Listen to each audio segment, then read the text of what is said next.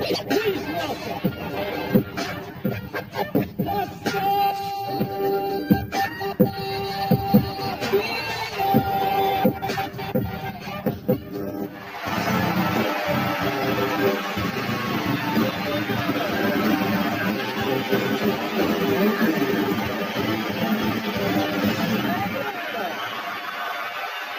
Thank you, thank you.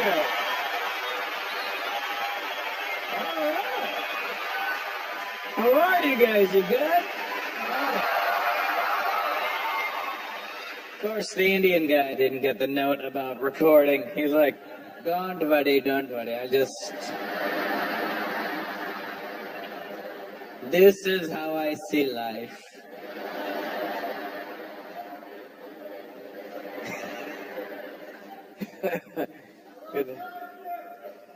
You look brown too? Yeah. You look very brown, sir. As a matter of fact, you might even be a darker shade of brown than me. You look so brown I could tell what part of India you're from. I can't tell if you're Asian or a white guy that's been in the sun all day, sir. It's so bright. It's so hot today. Incredibly hot out there today. Are you Asian, sir?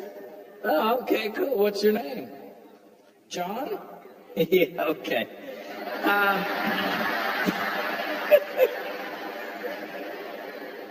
You see, it's funny because he's Asian, sir, and then his name is John. Do you see what I'm saying? I can tell you've got the immigrant white guy look. I can tell right away, you know what I mean? It's funny when you look at white people, you can tell like who's like a white person who's been in North America for a few generations, because they always look bored of everything. They just look like...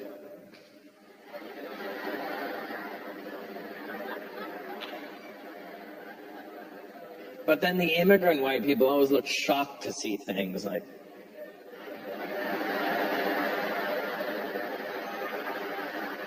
And what style of Asian are you, John? You're Chinese. That's the main kind.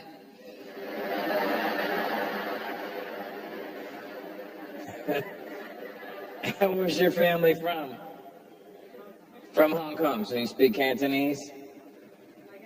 You can understand it. Well, that's almost there. And what's your Chinese name, John? Because you know it sure as hell isn't John. There's no way your parents are like, that's a baby boy. We have to come up with a name for him. But first, I'll go to the John.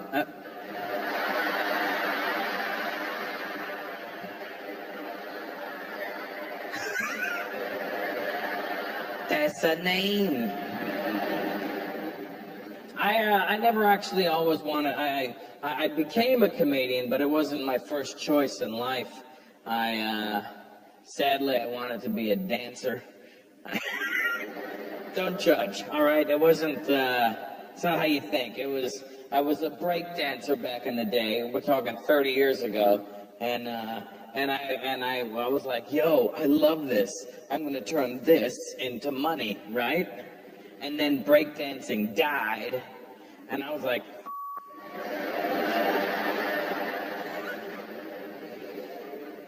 and then I was like, all right, maybe I could still sort of turn this into something, and I went to one of those dance schools, but in the 80s, the dance schools were only tap, jazz, and ballet. There was no hip-hop classes yet. So I walk in, I go, hey, and there was a bunch of guys in there. I go, hey, you guys gonna be dancers? Like, yeah, we're all gonna be dancers. And I was like, I don't want to dance anymore. I never danced again after that. My parents knew that I wasn't gonna be anything, they thought I wasn't gonna be anything special. And they had every right to think that. I wasn't a good student in school. My parents were not the Indian parents that were trying to tell me that you should be a doctor, lawyer. They never had any false hopes.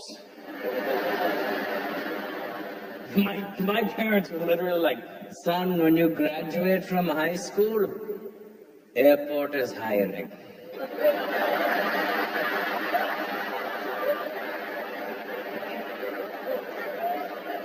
I was like, what about being a break dancer? Son, you can dance on your break.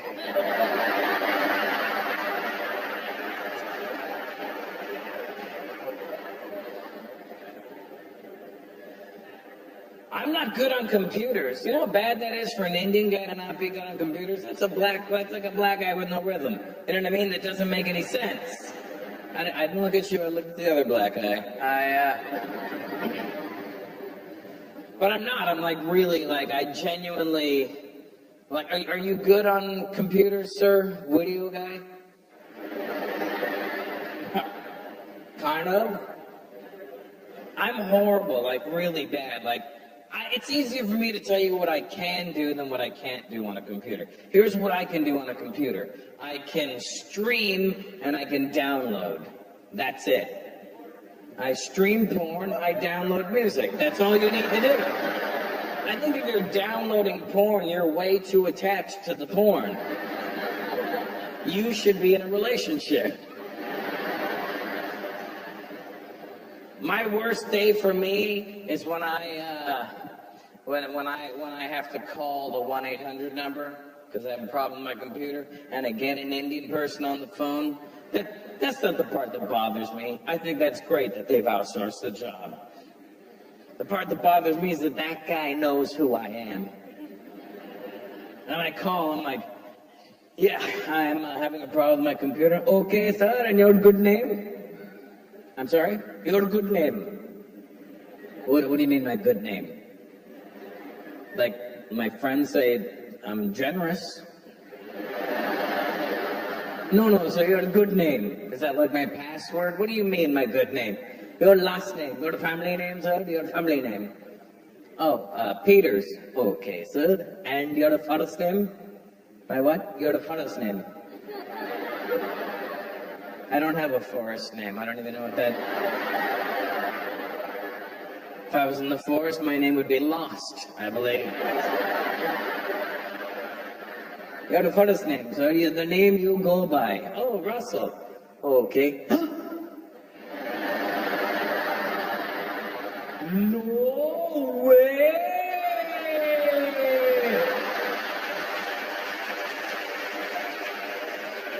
Is it really you? Yes, it is. Well, huh? All those jokes you made, now who needs help? Okay, bastard, here's what you do. I'm just going to take control of your computer. What do you mean you're going to take it? I'm going to mirror it.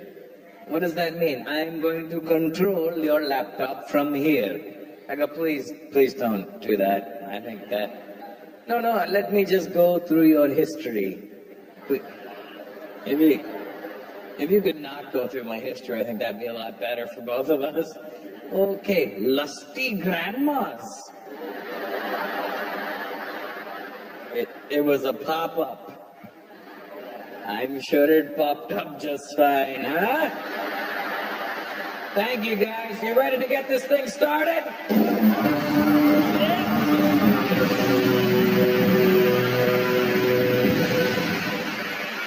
All right.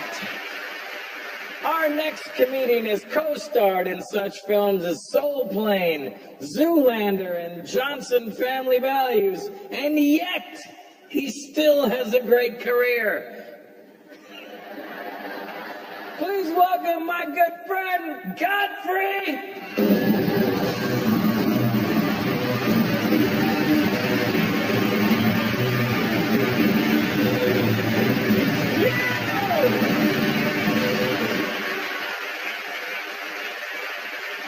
Yeah, you're awesome, but I hate people. Let me tell you why. Especially in elevators. Don't talk to me. Don't say hi to me in an elevator. Your face is too close to my face. Who says, when you go in an elevator, you look down, bam, look down, look up, where's my floor, bam, not down, don't talk to me.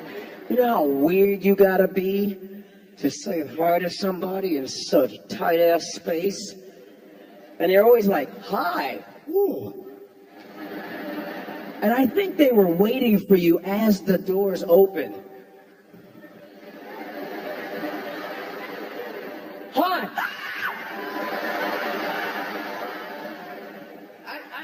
Something about having the elevator to yourself. Don't you guys like the elevator to yourself? It's only a couple seconds, but you like it. Especially if there's a camera, you're like,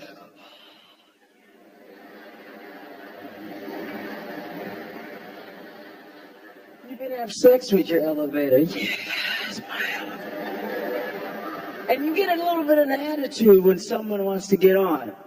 Oh, is this going up? Yeah. Sometimes I use practical racism. Yeah, there is such a thing.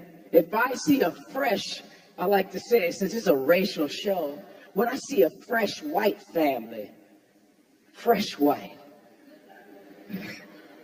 mom, dad, boy, girl, fresh white. I'm talking about white, like the Crayola crayon, that white one that never got touched. It's always the sharpest one. Go use the black one. I use practical racism when they want to get on. Is this going up? Yeah, it's going up.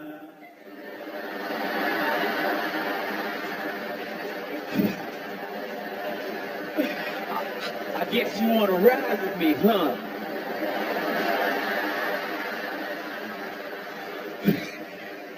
Why am I using that 80s Eddie Murphy voice? I see you want to ride with me. I can't wait to see your ass ride with me. So we all ride.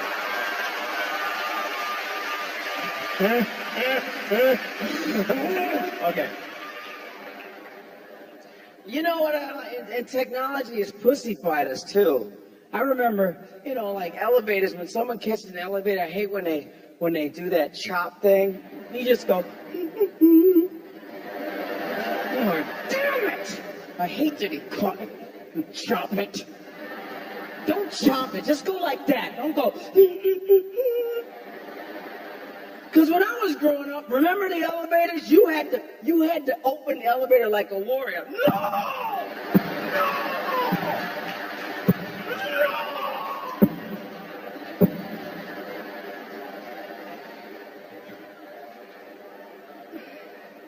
The World Cup soccer was exciting. We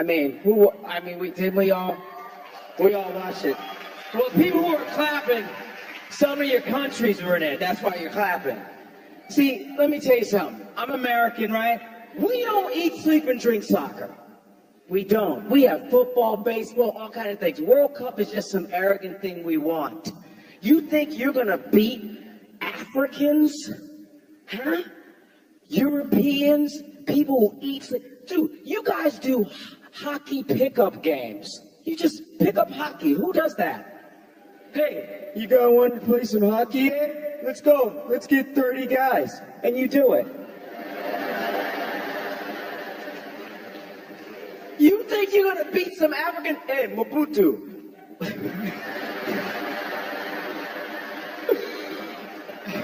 They want to play some soccer today. No, not 100 people, only 50. No, we don't need shoes. Just keep going. Because listen, if we take World Cup soccer, all countries hate us. They hate America. You know that. If we take World Cup soccer, you think planes are disappearing now. You understand? I gotta show you guys something real quick. I've been bragging about my phone. I hope everybody might have the same phone I got. Look at this. Look at this big ass phone. This is what America's about. Who has a, that must be iPhone people. Anybody that says you got a big phone, you must have a shitty little iPhone. You have an iPhone?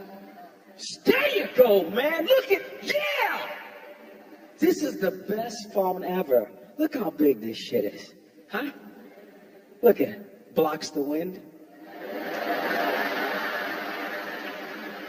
Look at this big son of a bitch, huh? You know what my ringtone is?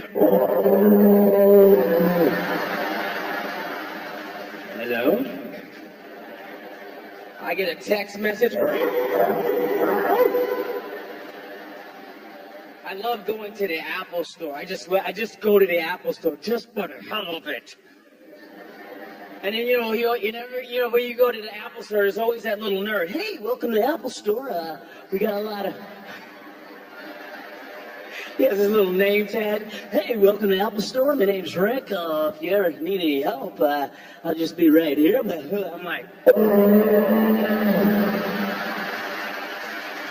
Shut up! I just come to look at your inferior equipment.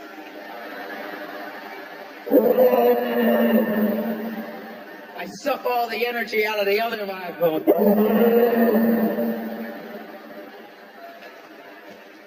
What about the people with fat fingers, huh? You know the construction people with the fat fingers? This is one finger pointing at you. You know those sausage fingers? They can unscrew a hydrant with no equipment. They can't even dig in their nose because they gotta punch it out. They gotta punch it out. You think they're using an iPhone? They use Samsung because our buttons are this big. Send.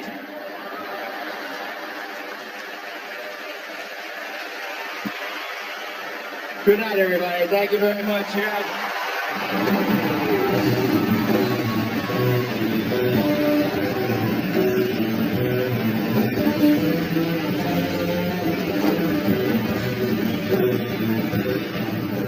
What the hell happens in your mouth during the night? The following program contains coarse language and mature subject matter. Viewer discretion is advised.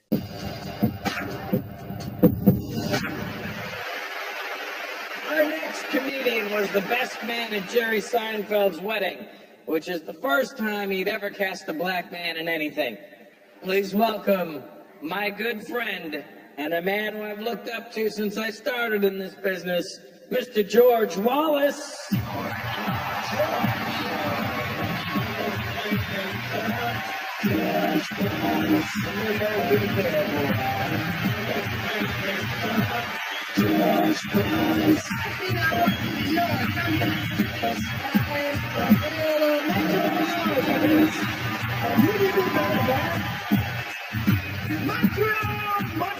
Montreal, the greatest city in the world.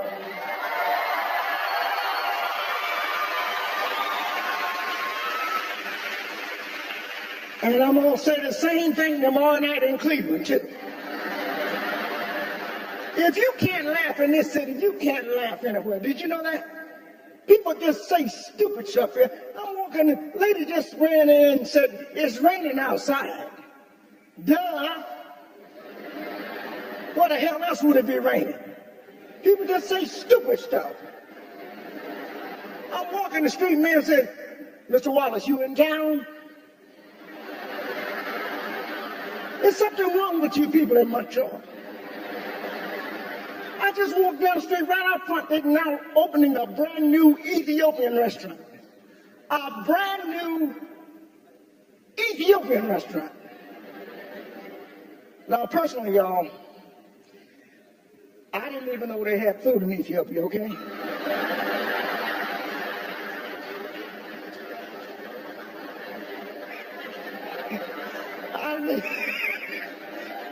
I'm thinking, what little food they got, they're bringing it over here? food back on there and give it to the people that need it. People are saying stupid stuff in Montreal. Someone asked me today, what do you think of gay marriage? The hell, I live at 1602 Chestnut Street. If it ain't happening in my house, it ain't my damn business, all right? That's how I feel about it. That's how I feel about it. A lot of gay things are going on in America. Football players coming out, and some of the other football players are wondering what's going to happen in their locker room. Nothing. Ain't nothing going to change. People have been watching people since day one. Every man in here can tell you. We know who got the smallest package, and we know who's got the largest package. Everybody, the largest package, you know who he is. He never wears a towel. He just...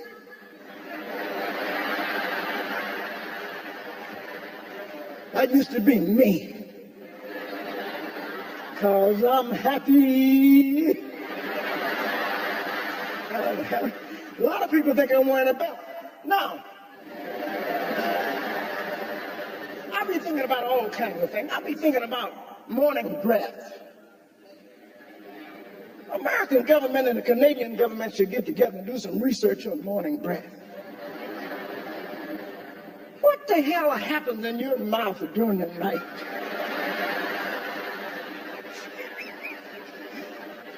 You go to bed with regular breath, you wake up the next morning with a mouth full of plutonium. You can remove wallpaper with morning breath. I'll be thinking about stuff like that. I'll be thinking about things like the Queen. The Queen, your Queen. She lives at Buckingham Palace. That's where she lives, at Buckingham Palace. And I'm thinking, if she lives there, why is she walking around with her purse?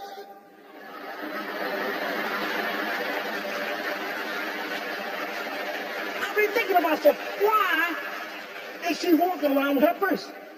How many of you ladies walk around in your own house carrying a purse? Now, what the hell is in that purse? I know ain't no makeup in that damn thing, I can tell you that.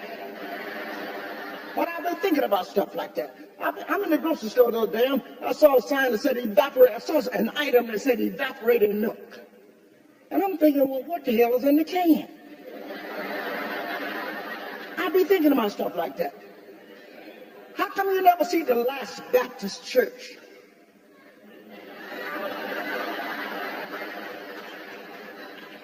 I've been thinking about stuff like that. I'll be thinking about you beautiful ladies that wear these animal print. Look at the ladies with the animal prints on. I don't know what it is. Ladies just turn me on with animal print dresses. Animal print dresses. But some of you ladies, when you wear these animal print dresses, you can't be larger than the animal that you represent. Okay?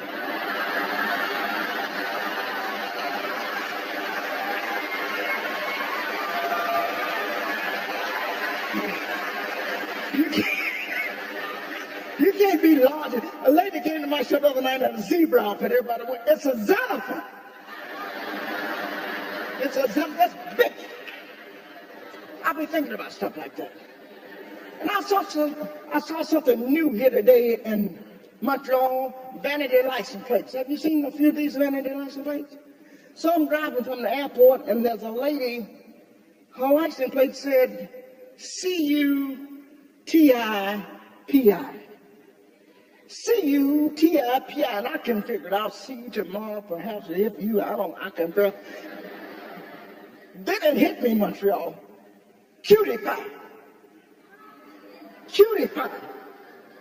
I said, well, let me inch up a little more and check her out.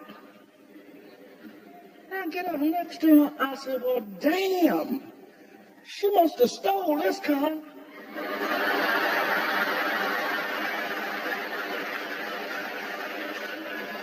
You need to change that from sweetie pie to moon pie. But I've been thinking about stuff like that. In Montreal, I've been thinking since I was 15 years old. I had a curfew, couldn't make it home before midnight. I was thinking, you know what I would do? Call my mom on the telephone. She'd pick it up, hello. I said, oh, it's okay, Ma, I got it. Montreal, make some noise.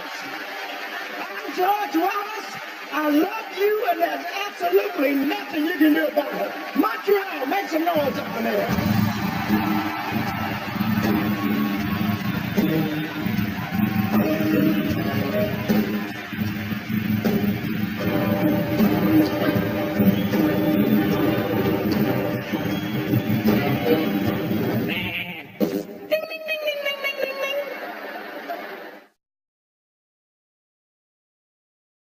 The following program contains coarse language and mature subject matter. Viewer discretion is advised.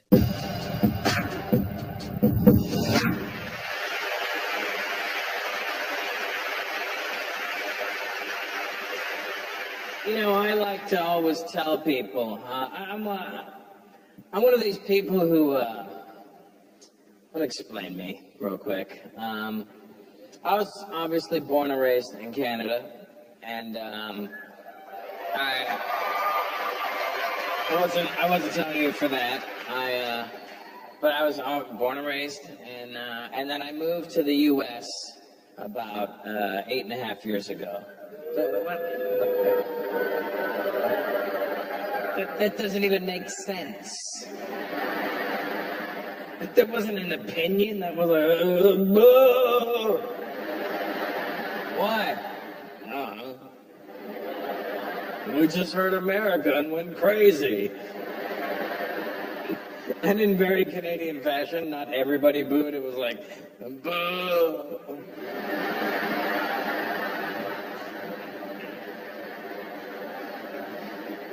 Boo? We're the only people that could boo with a question mark at the end. Boo! I think we hurt his feelings. We gotta stop booing, guys. But I'm one of these people who firmly believes that I could only live in North America. I've traveled around the whole world. I've seen it all, and North America is the only place I think I could live, and that's whether it be Canada or the U.S. As long as I'm in this continent, I'm okay. But if I ever had to live anywhere else, I would say Bombay would be the place that I could possibly live in. You travel much, sir? Have you traveled much? What's your name, anyway? Costa. Sorry? Costa. Well, Costa, and this I'm telling this to you, you got to get out there and travel. I always tell anybody, if you've never been to India, go. Because, you know, sir, you're an older guy. God forbid your doctor calls you and says, unfortunately, sir, you've got 6 months to live. Get your ass on a plane and get to India right away, all right? Because you'll realize you've never really experienced life until you've gone there. When I say experience life, I mean you won't even realize it right now until you go there. You'll experience sight, sound, and smell in less than 1 second. You'll be staying there, ding, ding, ding, ding, ding, ding, ding.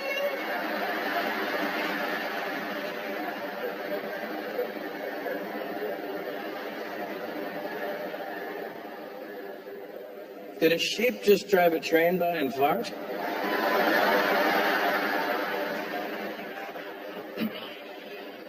It's amazing. You gotta go, Costa. Is that your wife? First of all, good job. Your talking game must be at a level we don't know about.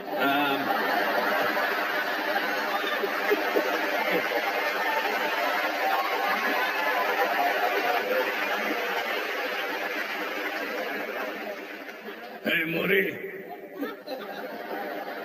Ella.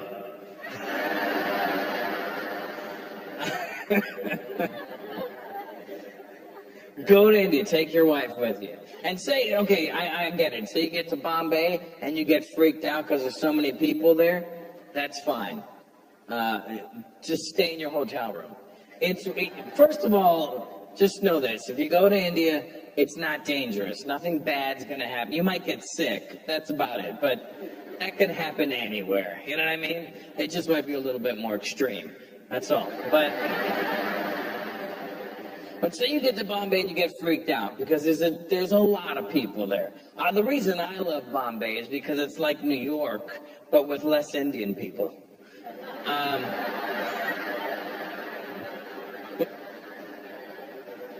So say you get to Bombay and you get freaked out by all the people and you just want to hang out in your hotel room, do that. It's worth going to India just to watch the news. The news in India is the best stuff you've ever seen in your life. It's the craziest news. Like, if any one of those things happened in North America, our continent would shut down. And in America, it'd be one of those really morbid newscasts. It's a sad day for America. And an even worse day for Americans. We'll be right back after these messages. And then they always cut to my favorite commercial. They have this commercial in the States. I'm Wilford Brimley. When I first found out about my diabetes, I knew it'd be a problem because I can't pronounce diabetes. You see the craziest news in India delivered so casually. Today, 743 people are dead as a bicycle collided with a goat.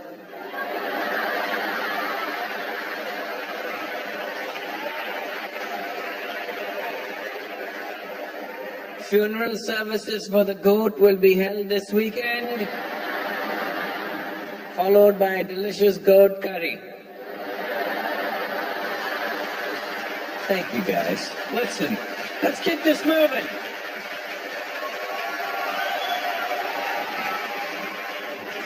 This next comic has all the ingredients to be a comedian. Short, chubby, and bald. All he's missing are the jokes. Please welcome my good friend, Robert Kelly.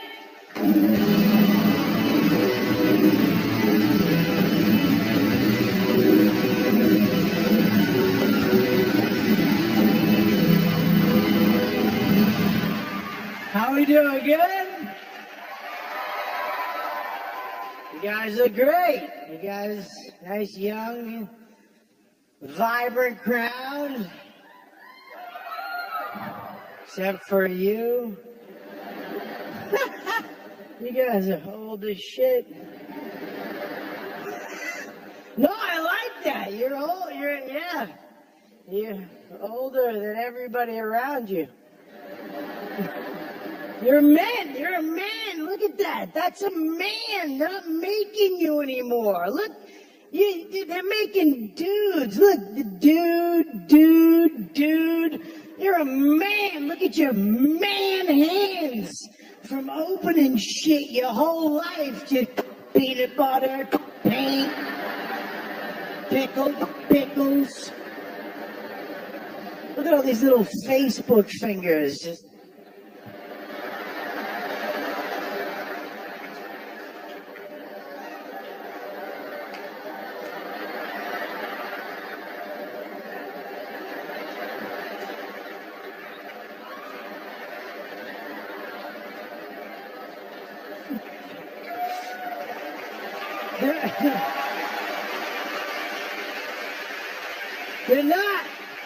They're not making men anymore. Then there's too much fun shit to do to make you. There's too much fun. We have Facebook and Twitter and iPhones and Xbox and 3,000 channels on TV. What'd you have as a kid? You sat in a chair with a lamp.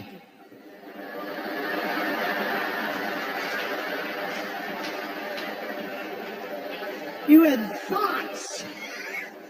You had thoughts for toys. Do you know how manly you have to be to think fun?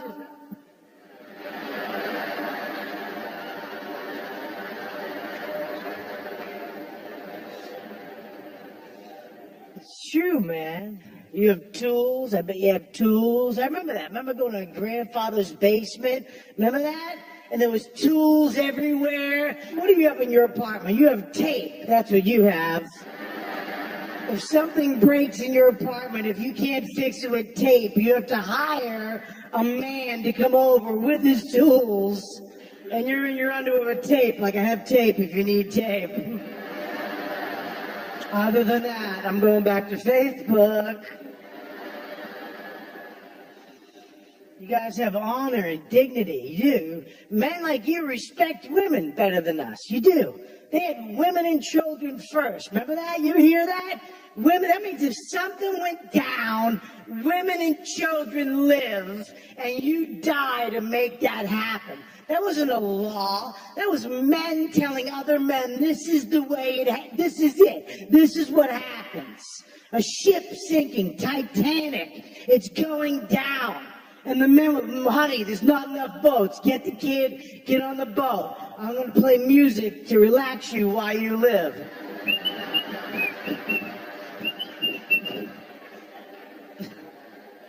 Do you know what a man you have to be to play a piccolo when you're dying? Do you think that would happen today if this was a ship right now and it started sinking? Do you think I'm stepping on every bitch's interview on a boat? I'm grabbing the first two babies I see. I'm floating back to shore. Come on, start kicking, you son of a bitches. We're never gonna make it.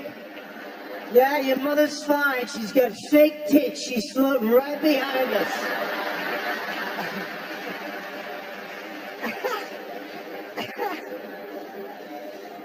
I don't care. The older you get, the closer to who you are you can be, because that's real love, when you meet a woman that accepts you for the hunk of crap that you are.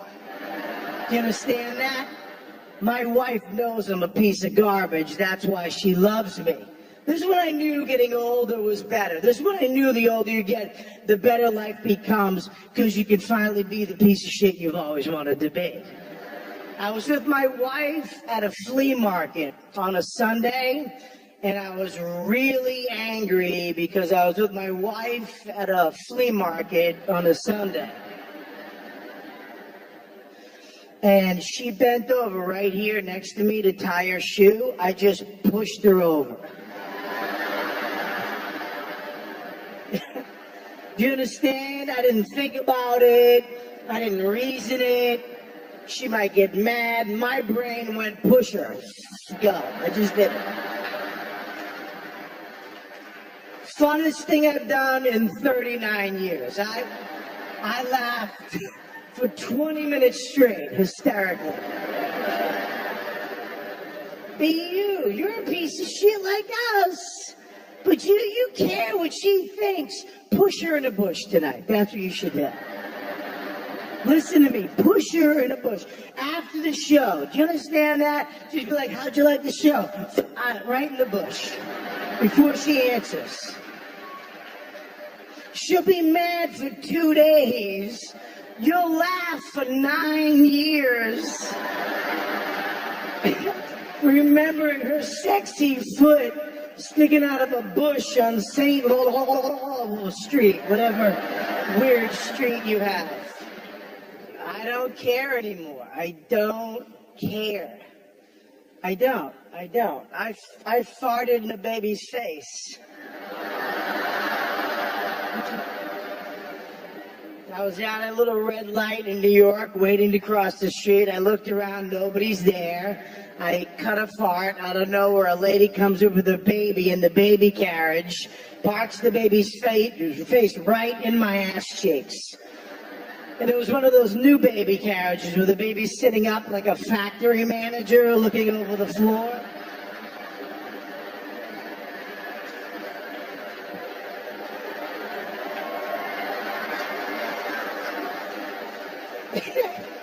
Right in its face. Laughing at the mother's face as I was doing it. She was so mad, which made it even funnier to me for some reason.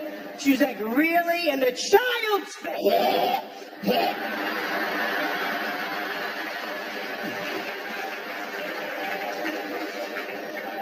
And the sound was amazing. First of all, I had tight underwear. Have you ever farted with tight underwear and tight jeans? You fart from here, and then the bubbles go up. like a little army. You can feel them. Oompa. Do-do-do. And they hit the underwear elastic like a minute later.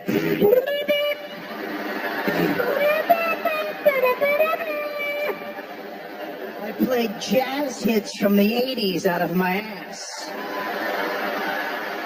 You guys, my name is Robert Kelly. Thank you so much.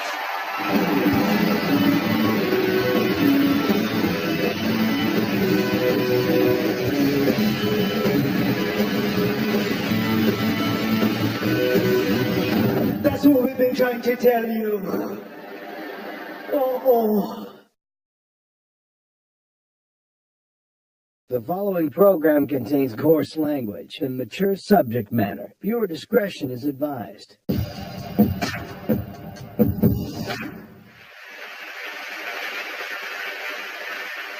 Our next comedian grew up in one of LA's most diverse neighborhoods, which is white people code for roll up your windows. Ladies and gentlemen, Reuben Paul.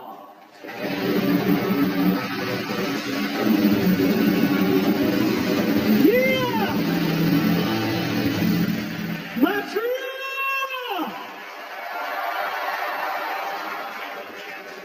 I love being from LA, man, and I love traveling. I've been all over the world this past year and a half. I've learned a lot.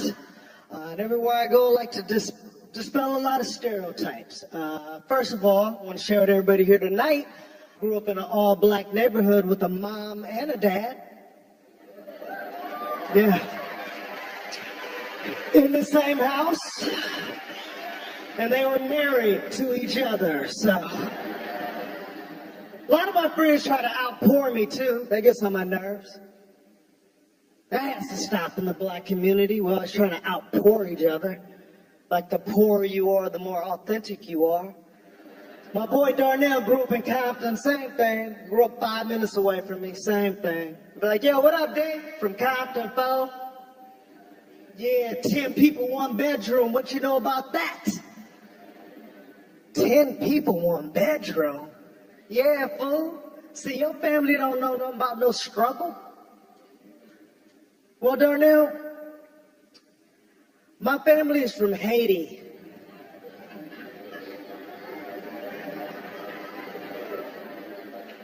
So unless you're from Ethiopia, shut the hell up. It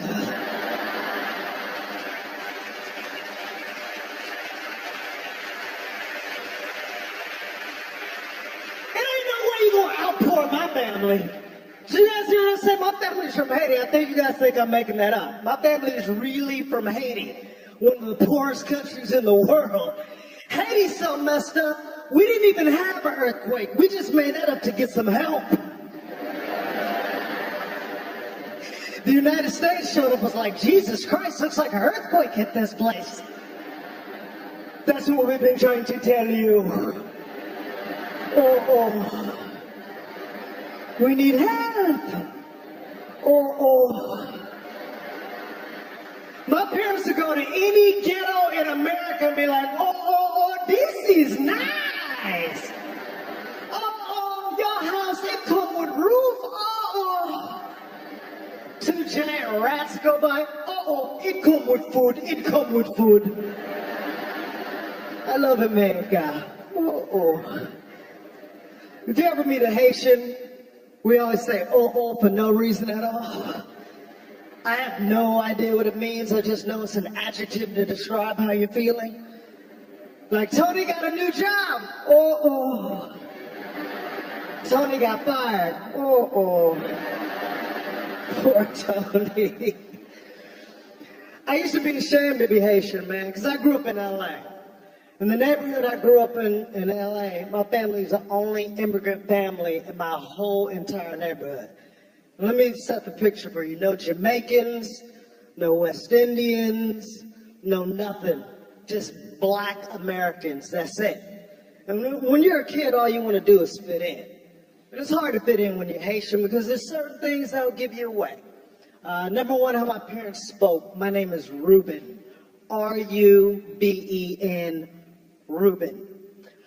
But my father called me Reuben, which is W-O-O-O-O. B-E-N. It's hard to blend in with a name like that. I'm outside playing ball with my friends. My pops will come out, Woman! Woman! Oh, come here now! My friends be like, who in the hell is whooping? I'm like, I don't know, but I gotta go.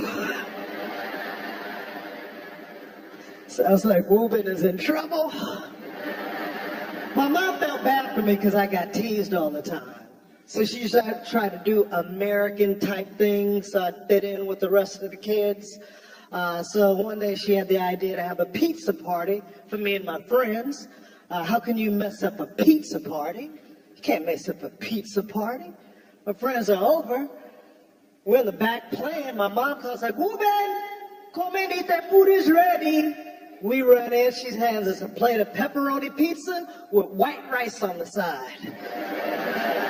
My friends are like, what the hell is this? With the chicken wings and the salad. What the hell is wrong with your family? My friends never let me forget that to this day. I went and got yogurt with my boy 2 weeks ago. He's like, you want some rice with this, dog? I'm like, rice and yogurt don't go together. It don't go with pizza either. That'll stop your damn family. My name is Ruben Paul. I gotta get out of here, guys. Thank you much,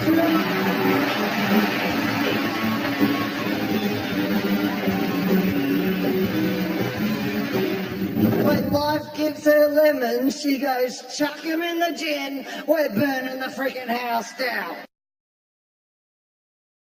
The following program contains coarse language and mature subject matter. Viewer discretion is advised.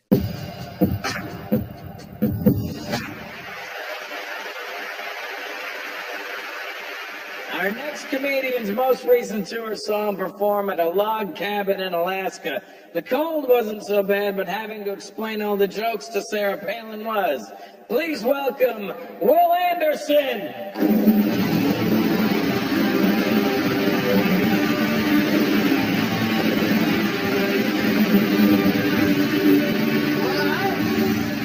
It's nice to be here. I'm from Australia. My name is William James Anderson. My father's name is Graham James Anderson. He lives on a road called Anderson's Road, which is named after my grandfather, who built the road by hand after the Second World War. My father, Graham James Anderson, has lived on Anderson's Road for 71 years in a row. He has never drunk alcohol. He has never smoked a cigarette. He has never tried drugs. He married the first woman that he ever kissed. I know we have nothing in common. Like nothing at all. My dad is the toughest bloke I've ever met in my life. This is a true story. Last year, he's 71, still works on the farm, had a heart attack. Here's the cool bit. Did not notice. Went to the doctor a full week later. He's like, oh, my chest's been a bit sore. The doctor's like, that's because you had a heart attack a week ago and you just didn't notice. And Dad's like, yep, that would explain that. That's how tough my dad is. He would have been out in the field doing some shit he should not be doing at 71 years old. His chest would have got sore and he would have been like, no time for this shit. Come on! Come on! Come on! He would have gone down, grabbed the electric fence like, clear! Clear!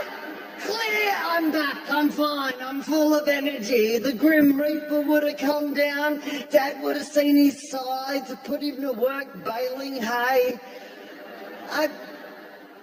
My dad's a tough man, but he learned it from my grandmother. She's the toughest person I ever met in my life. She's still alive, she's 91 years old. Her house was caught in bushfires and she was on the news, right? 91 years old on the news, and the journalists wanted her to cry, but they didn't know my nana. They're going, were you scared that your house would burn down? And my nana barreled the TV camera and became my all-time hero when she said, I was never scared To be honest, I was kind of hoping my house would burn down. I have insurance. I want a new house.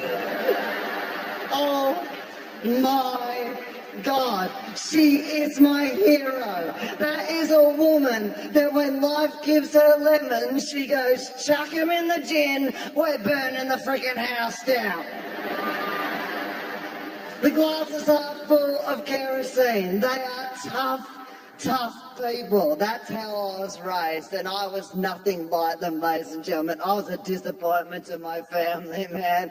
They were farmers. My dad ate meat 3 times a day. He loved meat. He was just one of those blokes who get up in the morning like, meat. On our farm, Old MacDonald wasn't a nursery rhyme. It was a menu you could sing along to. My dad loved meat, right? I don't eat meat. It's an embarrassment to my family. I don't, by the way, I say I don't eat meat. That's what I say, right? I don't say I'm a vegetarian because that sounds political. And we all draw our lines in different places, right?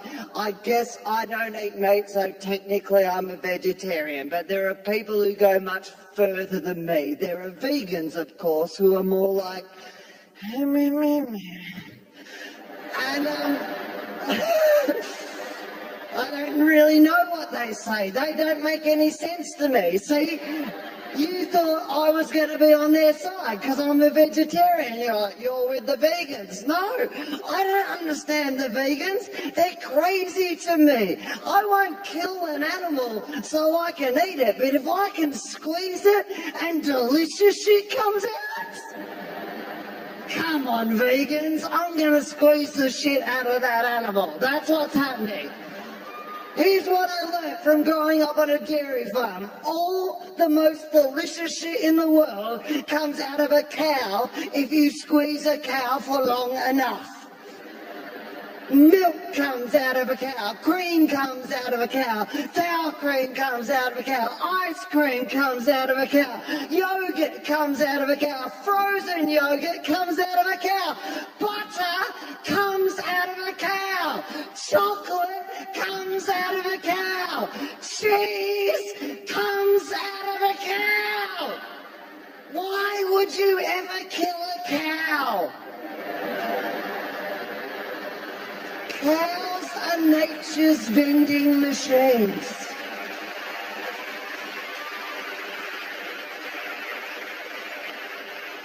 Eat what you want, but there's always one bloke at a party who wants to get mad at me because I don't eat meat. Like I'm saying something about his life, which I'm not.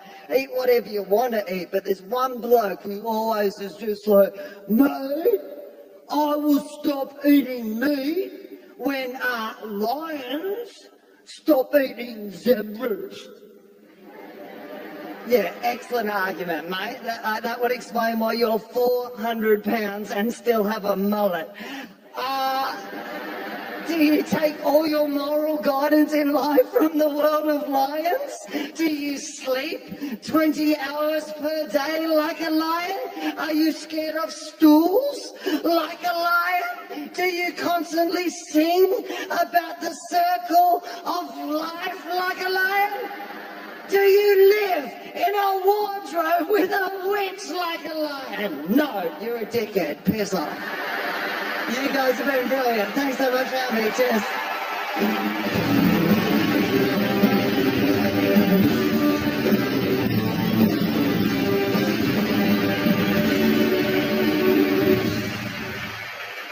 That's our show, folks. You guys have been a tremendous audience. I always feel so comfortable here in Montreal. Thank you. Thank you for making your gravy the same color as me. I'm Russell Poutine Peters, and you guys are awesome. Give yourselves a round of applause, would you? Thanks for hanging in there. Good night.